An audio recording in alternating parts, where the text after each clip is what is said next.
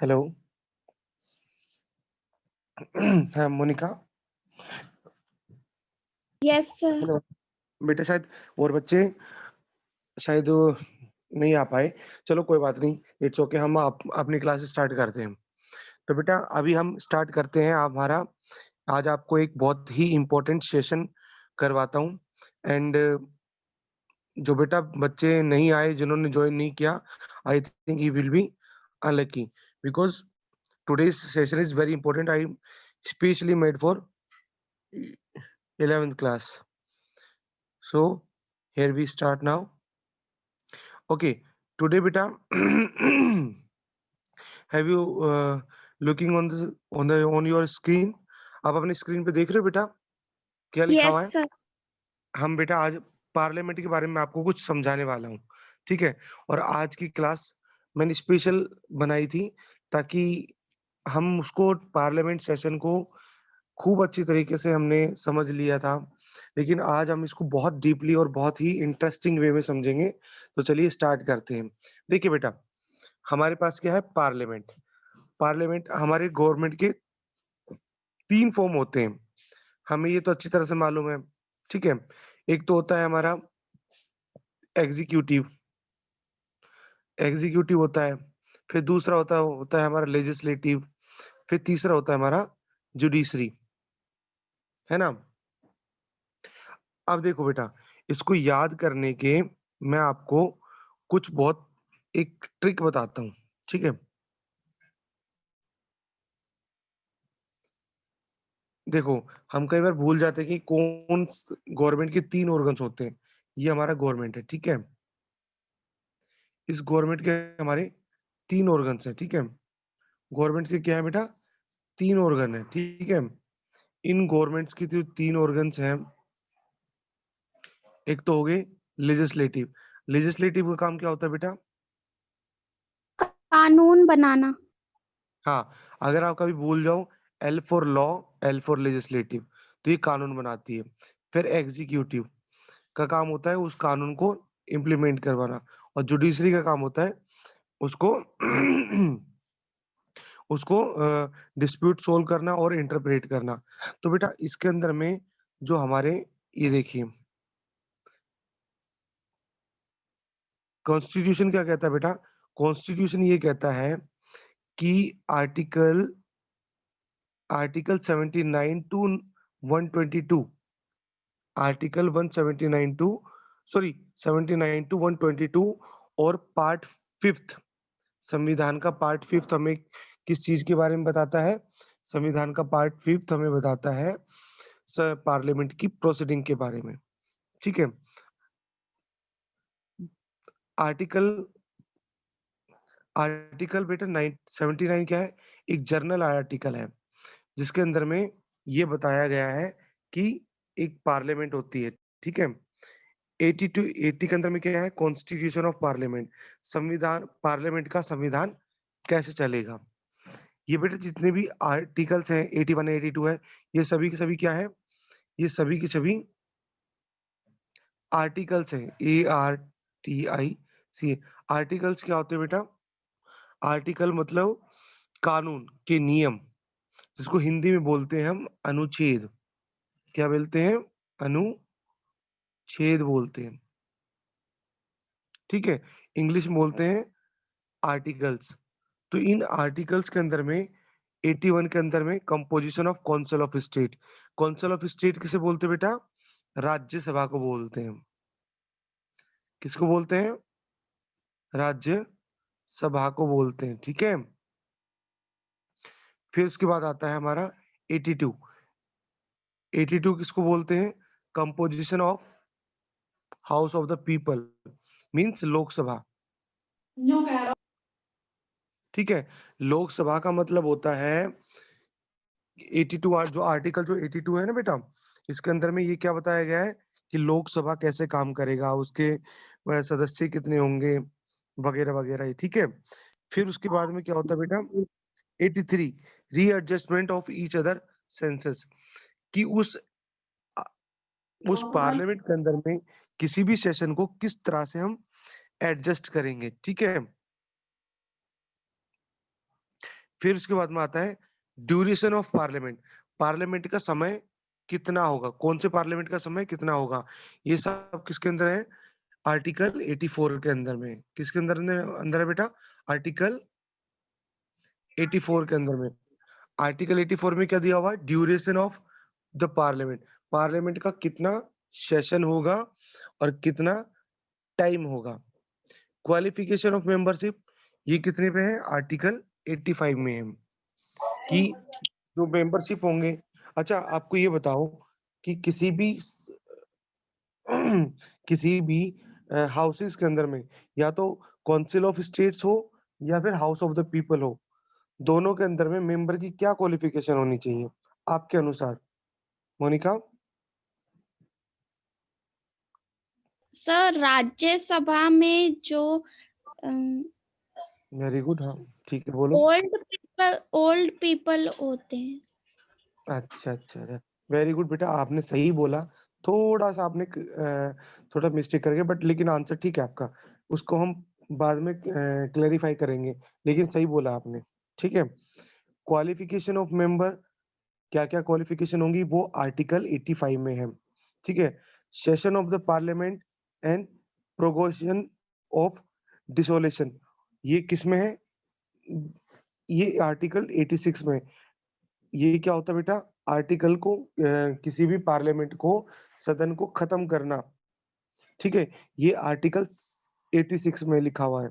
Right of the president to address send message to the house, ये article 87 में इसके प्रावधान है, इसके नियम है। बेटा जो ये मैं बोल रहा हूँ आर्टिकल आर्टिकल, ये कानून की धाराएं हैं। जैसे मैंने अभी कहा ना, आर्टिकल 79 से लेकर के 122 तक सिर्फ पार्लियामेंट के बारे में ही चर्चा की गई है संविधान के अंदर में, कॉन्स्टिट्यूशन ऑफ इंडिया के अंदर में। आगे क्या है, special address by the president, article 80 क्या कहता है कि अगर देश के राष्ट्रपति को कुछ स्पेशल एड्रेस करना हो दोनों पावर को, तो वो आर्टिकल 80 के अंदर में ऐसी ऐसी प्रोसीडिंग की गई है। Right of the ministers and attorney general as aspects of houses, attorney general कौन होते हैं बेटा, अटॉर्नी जनरल, अटॉर्नी जनरल मतलब होता है भारत के महाअधिवक्ता, महाअधिवक्ता, महाअधिवक्ता किसे बोलते हैं बेटा, बड़े लोग। नहीं बेटा, महाअधिवक्ता बोलते हैं जो सबसे बड़ा वकील होता है, उसे बोलते हैं अटॉर्नी जनरल। ठीक है, right of the ministers and attorney general as per the house, कि अटॉर्नी जनरल जो होता है बेटा, अटॉर्नी जनरल होता है जैसे देश के अंदर में एक मुख्य न्यायाधीश होते हैं ना बेटा, ऐसे ही एक मुख्य और सबसे ऊंचे पद पर बैठे हुए होते हैं अटॉर्नी जनरल, जो एक वकील होते हैं। यानी ये समझ लीजिए भारत के अंदर में जितने भी वकील हैं उन सब का बॉस, उसको बोला जाता है अटॉर्नी जनरल। ठीक है। फिर अटॉर्नी जनरल बोला जाता है उसको, ठीक है बेटा। और अभी भारत में अटॉर्नी जनरल कौन है, Mukul Rohatgi, Mukul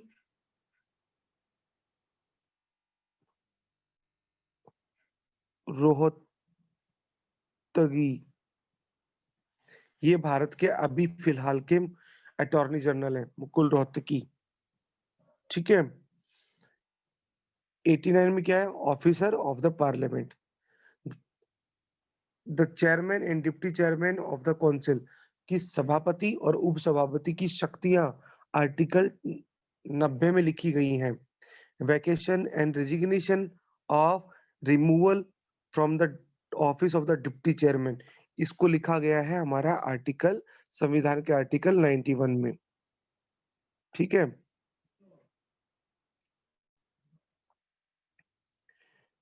power of the deputy chairman ये 92 में है। The chairman of deputy preside well the resolution removal office, अगर जब किसी चीज को हटाना हो तो वो किसके अंदर में, आर्टिकल 93 के अंदर में। The speaker and deputy speaker of the house of the people. House of the people में हाउस ऑफ द पीपल कौन सा होता है बेटा? लोकसभा। लोकसभा के अंदर में जो स्पीकर होते हैं और डिप्टी स्पीकर होते हैं, उनकी शक्तियां, उनके कामकाज आर्टिकल 94 में लिखा गया है। बेटा ये जो आज का जो लेक्चर है ये स्पेशल मैंने तैयार किया था नेट से या जिस तरह से भी, ठीक है। अब बेटा ये हमारे व्हाट्सएप वर्जन है, ठीक है। इसको बेटा याद जरूर करना है, मैं आपको सेंड कर दूंगा, ठीक है। और ये आगे जाकर के आपके काम ही आएंगे 101%। Okay sir. सर पर्सनल ठीक है, में भेज देना। हाँ मैं पर्सनल में भेज दूंगा और उस पर ग्रुप में भी भेज दूंगा, क्योंकि बेटा अभी अभी मैंने 4 या 5 एग्जाम दिए हैं, ठीक है। इसी की एक हरियाणा का, एक हरियाणा का, एक राजस्थान का, एक 2-3 और दिए हैं, ठीक है। और एक यूपी का था। तो बेटा उसके अंदर में टोटल पॉलिटिकल भरी पड़ी थी। इट मींस अगर आपको गवर्नमेंट जॉब करनी है तो आपको पॉलिटिकल साइंस, हिस्ट्री और ज्योग्राफी से बहुत अच्छी तरीके से समझना पड़ेगा। और इवन देन पॉलिटिकल तो इतनी ज्यादा आई हुई थी उसके अंदर में, बहुत ज्यादा, कि राष्ट्रपति की शक्तियां कितनी होती हैं, राष्ट्रपति की इमरजेंसी पावर 352 कब इस्तेमाल कर सकते हैं, 356 कब इस्तेमाल करते हैं, 359 कब इस्तेमाल करते हैं, ये सभी के बारे में चर्चा की हुई थी। तो बेटा और सर पॉलिटिकल है, पुलिस के लिए 101% आएगा बेटा, 101%। पॉलिटिक्स पॉलिटिक्स में से 101% आएगा, हिस्ट्री से आएगा, आपका ज्योग्राफी से आएगा, तो और सिविक्स से आएगा। बहुत ज्यादा इंपॉर्टेंट है बेटा, ठीक है। तो 96 में देखिए ये हो गया था, the speaker of the deputy speaker not preside well resolution और रिमूवल अंडर द कॉन्स्टिट्यूशन, कि जब स्पीकर और डिप्टी स्पीकर को हटा दिया जाए तो उसकी जगह काम कौन करेगा, उस इस बात का आंसर लिखा है देश के संविधान के आर्टिकल 97 के अंदर में, ठीक है। Salaries allowance and the chairman of deputy speaker and deputy chairman speaker of deputy, इनको बेटा ये कहाँ पर दिया गया है, ये हमारे आर्टिकल 90, आर्टिकल 98 में दिया गया है, ठीक है। अब आगे देखिए, एक मैंने आपके लिए एक और चीज तैयार की थी, ये वाला देखो, ये पीडीएफ नोट है पार्लियामेंट के लिए, दैट्स वेरी वेरी इंपॉर्टेंट। अब देखो बेटा, एक आपको ये दिख रहा है, मोनिका दिख रहा है बेटा? Yes sir. Okay okay okay okay, wait.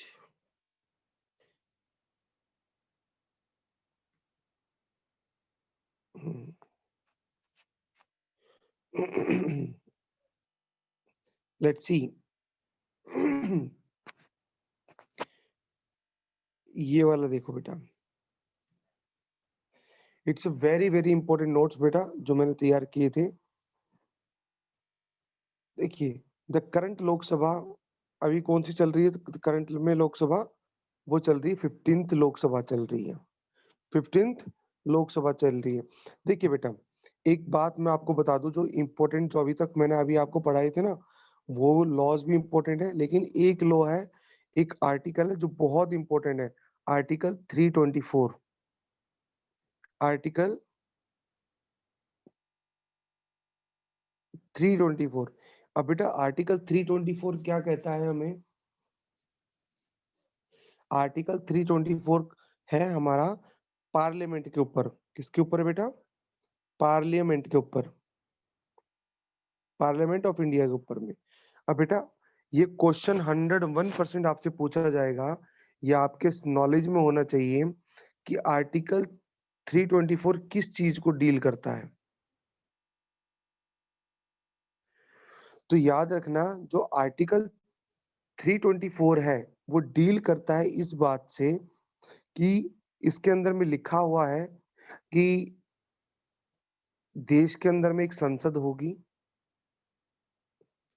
उस संसद के 2 सदन होंगे, एक का राज्यसभा जिसको काउंसिल ऑफ स्टेट बोला जाता है, काउंसिल ऑफ स्टेट बोला जाता है। एक लोकसभा होगी जिसको हाउस ऑफ द पीपल बोलते हैं।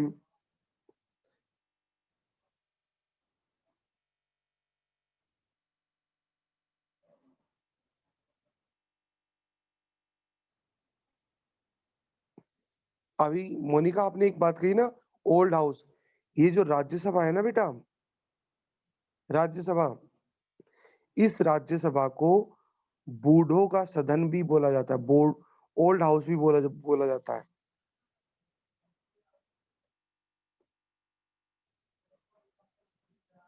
बूढ़ों का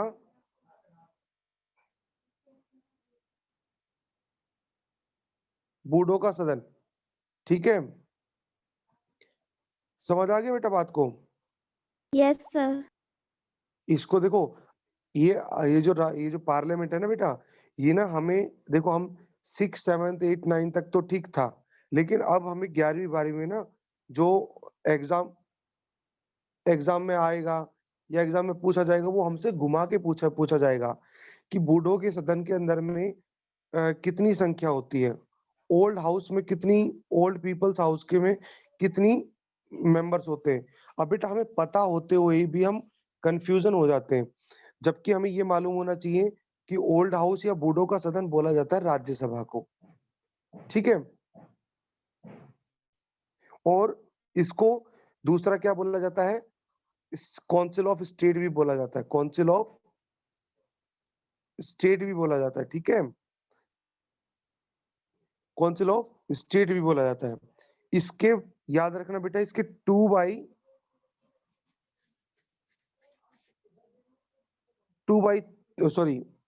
1/3 मेंबर हर हर 2 साल बाद रिटायर होते हैं, ये याद रखना बेटा राज्यसभा के। और राज्यसभा का कार्यकाल कितना होता है, 6 वर्ष का होता है। राज्यसभा का कार्यकाल, टाइम पीरियड कितने टाइम का होता है बेटा, 6 साल का होता है। और लोकसभा का कितने का होता है बेटा, 5 साल का होता है। तो अगर कोई पूछे कि राज्यसभा का टाइम पीरियड कितना होता है, 6 साल होता है। लोकसभा का कितना होता है, 5 साल होता है। राज्यसभा को बूढ़ों का सदन भी बोलते हैं, बूढ़ों का सदन, सदन मतलब काउंसिल, ओल्ड काउंसिल, ठीक है, काउंसिल ऑफ स्टेट भी बोलते हैं। दूसरा, परमानेंट हाउस भी इसको ही बोलते हैं। क्या बोलते हैं बेटा,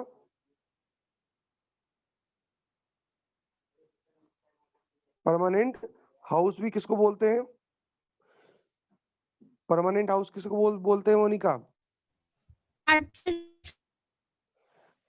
राज्यसभा को। तो याद रखना, ओल्ड हाउस, बूढ़ों का सदन, permanent house, council of state, Rajya Sabha, ये 5 नाम एक ही के हैं, जिसके अंदर में लोग कितने होते हैं, 238 + 12। जब भी आपको बेटा इसको बारे में लिखना हो, हमें ये मालूम होता है कि 552 लोकसभा में होते हैं और 252 राज्यसभा में होते हैं। बट लेकिन बेटा ये अच्छे बच्चों के लिखने का स्टाइल नहीं है। अगर हमें राज्यसभा का लिखना हो तो 238 + 12 ऐसे लिखेंगे, ठीक है। ये राज्यसभा का हो गया। 238 तो बेटा ये वहां से आते हैं, लोग चुन के आते हैं डायरेक्ट, और 12 लोग राष्ट्रपति खुद अपने मन से सेलेक्ट करता है, मनोनीत करता है, जिसे बोलते हैं ना मनोनीत या नॉमिनेट कर देना, ठीक है, अपनी मर्जी से। लोकसभा में कैसे लिखोगे?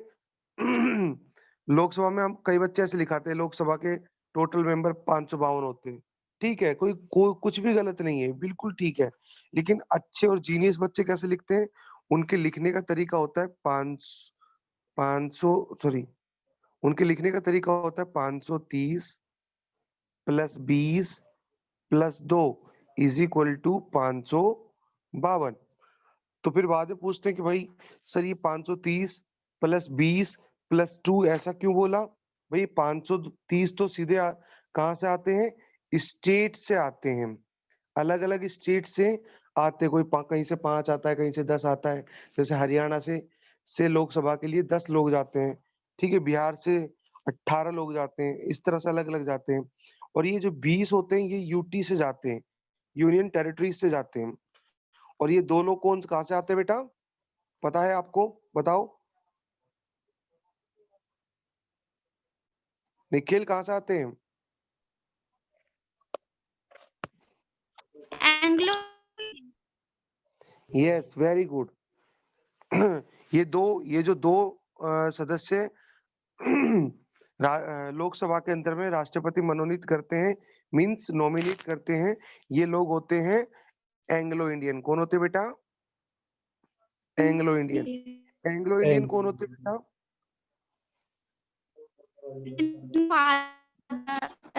हर देश के होती है, mother India. Yes Monica, very nice Monica. कि मदर तो इंडिया से होती हैं, लेकिन और जो फादर होते हैं वो यूरोपियन कंट्री में से किसी एक कंट्री के होते हैं, उन लोगों को एंग्लो इंडियन बोला जाता है, ठीक है? आगे देखिए बेटा, आगे क्या होता है? लेकिन क्या होता है बेटा, एट प्रेजेंट में हमारे पास में जो संख्या है वो 545 की संख्या है। 545 की संख्या है। अब ये बेटा पांच पांच पांच लोग कहाँ हैं? जब से देश आजाद हुआ है, जब से हमारी कंट्री आजाद हुआ है, जब से ही हमारे देश के अंदर में 545 लोग ही पार्लियामेंट लोकसभा में काम कर रहे हैं। तो 5 लोग कहाँ गए? 5 लोग कहाँ हैं? कोई बता पाएगा? 545 एट प्रेजेंट में काम कर रहे हैं। मतलब कि जब से हमारा देश आजाद हुआ है, जब से ही 545 काम कर रहे हैं। ठीक है?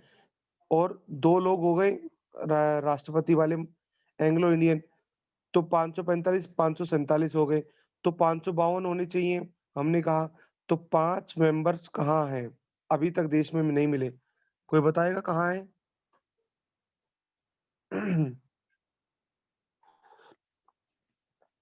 बेटा यस और नो बोलो। No sir. तो ठीक है। मोनिका आपको सुन रहा है बेटा आवाज? मोनिका? Yes sir. ठीक है, तो देखो आपको एक चीज दिखाता हूँ। अम,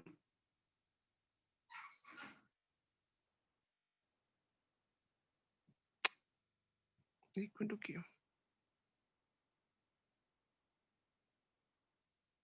this is our country.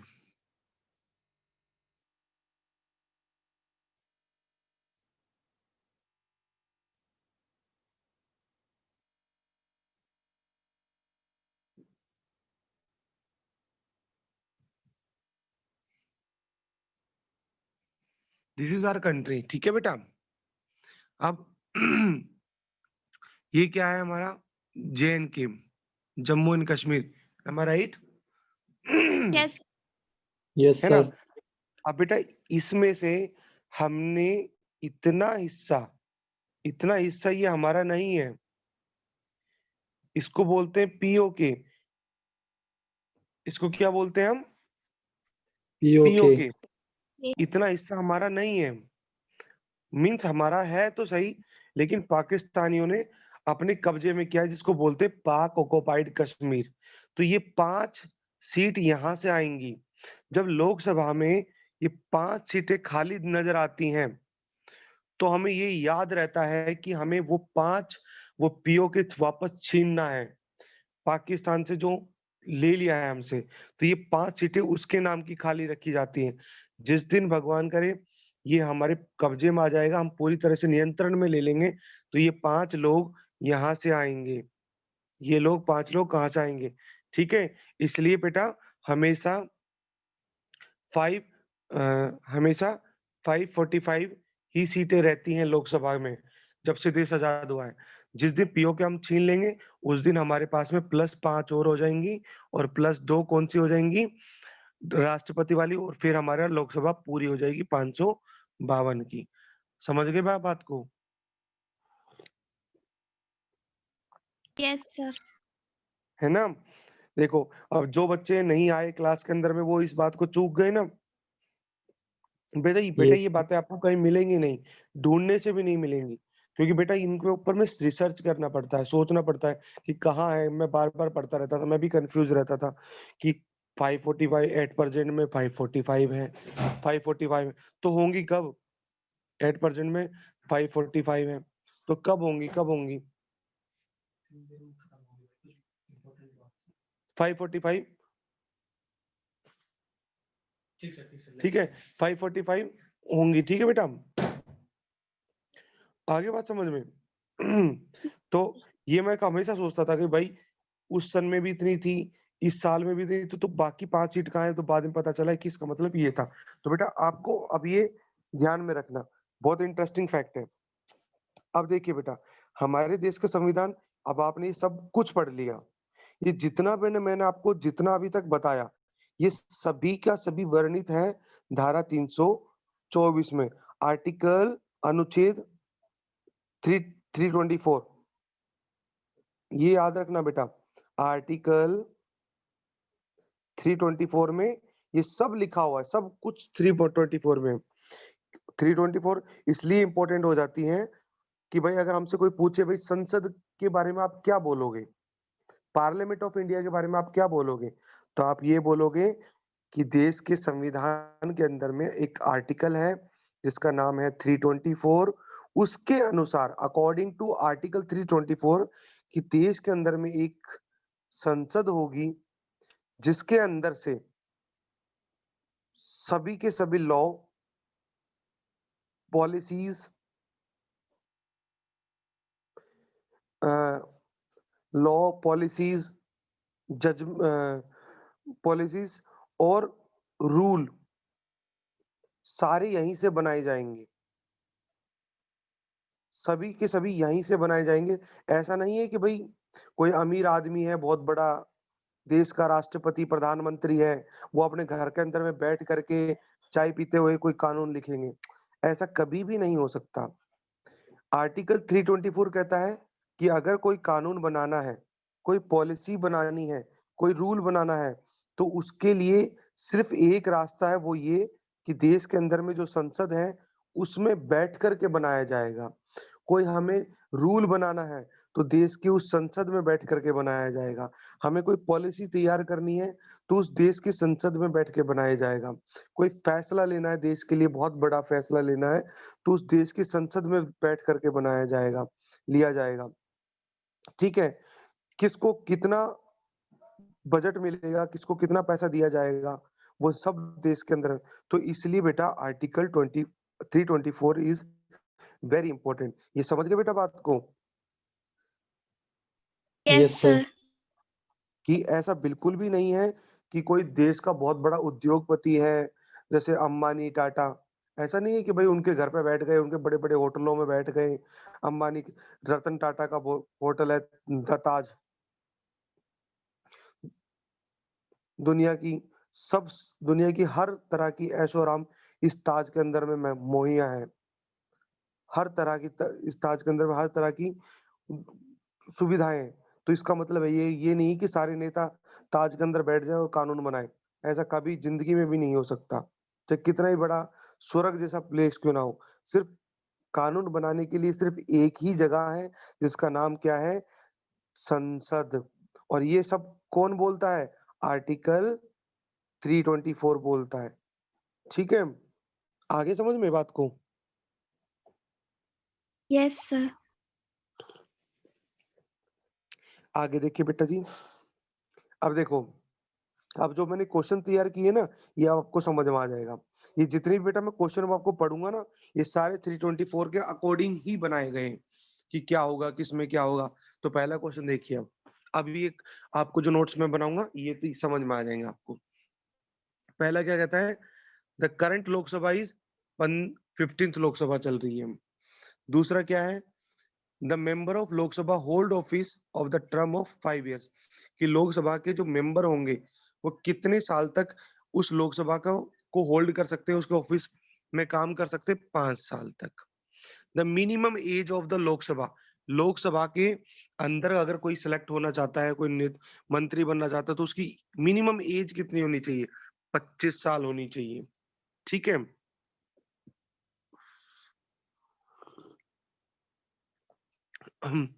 The council state the council of state in India generally known as the Rajya Sabha. Council of state को राज्यसभा बोला जाता है। Who elect the member of Rajya Sabha? Rajya Sabha के मेंबर को कौन इलेक्ट करता है? Elected member of legislative assembly. Legislative assembly इनको इलेक्ट करती है। एक बात बेटा मैं और बता दूं आपको इंपॉर्टेंट, कि राज्यसभा में राज्यसभा में जो चेयरमैन होता है वो कौन होता है बेटा?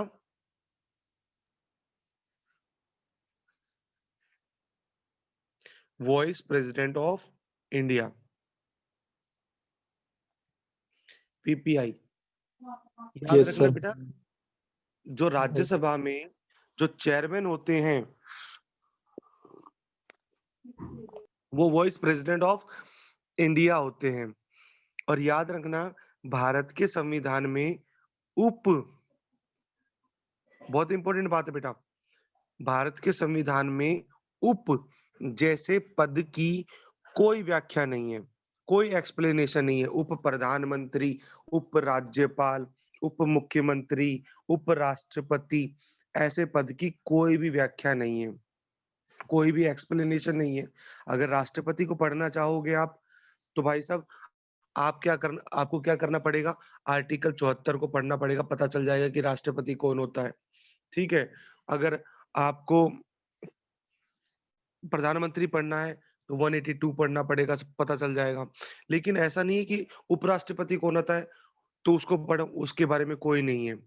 तो इसलिए अब आप ये कहोगे कि उपराष्ट्रपति फिर होता क्यों है? बेटा, जो भारत का उपराष्ट्रपति होता है उसको जो पैसा मिलता है, वेतन मिलता है, वो राज्यसभा का सभापति होने के नाते मिलता है। ठीक है, ये आप बात याद रखना कि वाइस प्रेसिडेंट ऑफ इंडिया को वाइस प्रेसिडेंट ऑफ इंडिया होने के नाम से पैसा नहीं मिलता। जो उसे तनख्वाह मिलती है वो वाइस प्रेसिडेंट होने के नाम से नहीं मिलती, बल्कि राज्यसभा का सभापति होने के नाते मिलती है। एक बात, कभी कभी क्या होता है बेटा, वॉइस कभी कभी क्या था, vice president versus president. President बड़ा होता है, वॉइस प्रेसिडेंट छोटा होता है। लेकिन कभी कभी वॉइस प्रेसिडेंट की सैलरी प्रेसिडेंट से ज्यादा हो जाती है। क्यों? कभी कभी कुछ वॉइस प्रेसिडेंट को एक से ज्यादा राज्यों का भी कार्यभार दे दिया जाता है, तो इसलिए कभी कभी उनकी सैलरी डबल हो जाती है, लेकिन प्रेसिडेंट की सैलरी सेम रहती है। ठीक है, आगे देखिए। The member of Rajya Sabha are chosen from the term of 6 years। Rajya Sabha के जो मेंबर होते हैं वो कितने साल तक काम करते हैं बेटा? 6 साल तक काम करते हैं। ठीक है, समझ आ गया? और Yes, एक बात और बताई थी मैंने, इनके दो तिहाई सदस्य, सॉरी, एक तिहाई सदस्य हर 2 साल बाद क्या हो जाते हैं? रिटायर हो जाते हैं। हर 2 साल बाद रिटायर होते रहते हैं, नए आते रहते हैं।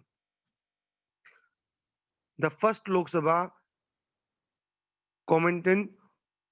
commenced on date 1947। 1947 पे लोकसभा पहली बार लगाई गई थी।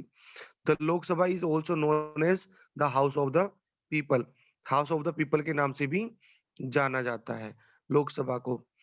The member of Lok Sabha hold office on the term of 5 years के लिए संभालते हैं। The minimum age of person who became member of Rajya Sabha. Rajya Sabha का मेंबर बनने के लिए कितना उम्र की जरूरत होती है बेटा? 30 साल की। अच्छा, एक बात बताओ, राज्यसभा का उपराष्ट्रपति जो चेयरमैन होता है, लोकसभा का स्पीकर, दोनों की उम्र कितनी होनी चाहिए? कम से कम 35 वर्ष होनी चाहिए। दोनों की कितनी होनी चाहिए बेटा उम्र? दोनों सदनों को जो संबोधित कर रहा है या जिनकी चेयरमैन कर रहा है, जो बड़ी गद्दी पर बैठा है, उनकी उम्र कितनी होनी चाहिए? कम से कम 35 वर्ष होनी चाहिए। ठीक है?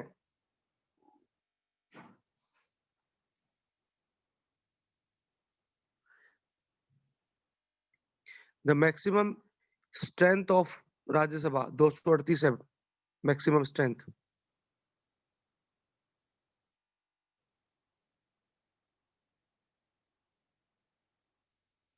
In Rajya Sabha, the president appoint how many representatives? 12 लोगों को नॉमिनेट कर सकता है राज्यसभा के अंदर में राष्ट्रपति। The chairman of Rajya Sabha is vice president. अभी मैंने बताया ना कि चेयरमैन कौन होता है राज्यसभा का? वाइस प्रेसिडेंट होता है। अभी वाइस प्रेसिडेंट कौन है बेटा?